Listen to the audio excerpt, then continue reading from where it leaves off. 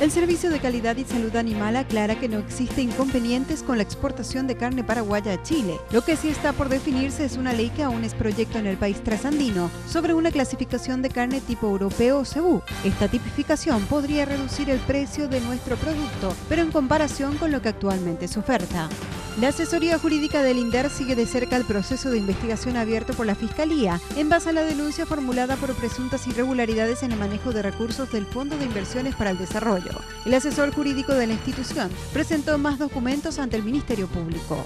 Unas 1000 personas estarían involucradas en el ingreso a nuestro país de lujosos vehículos robados en Europa. Las primeras hipótesis hablan de una rosca mafiosa en el que incluso estaría involucrado el narcotráfico. Radica en saber cómo ingresaron, quiénes permitieron el ingreso, con qué documentos ingresaron y por qué ingresaron de esa manera.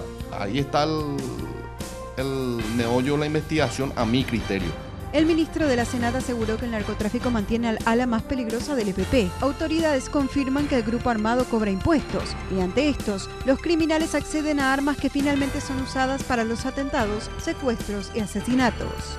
Estados Unidos bombardeó Bagdad por primera vez luego de la guerra, esta vez con el fin de eliminar puntos controlados por el Estado Islámico, mientras que un accidente fatal reveló que ISIS utiliza armas químicas para sus matanzas en Irak. La explosión de un cohete al que estaban inyectando gas cloro provocó la muerte de 14 yihadistas.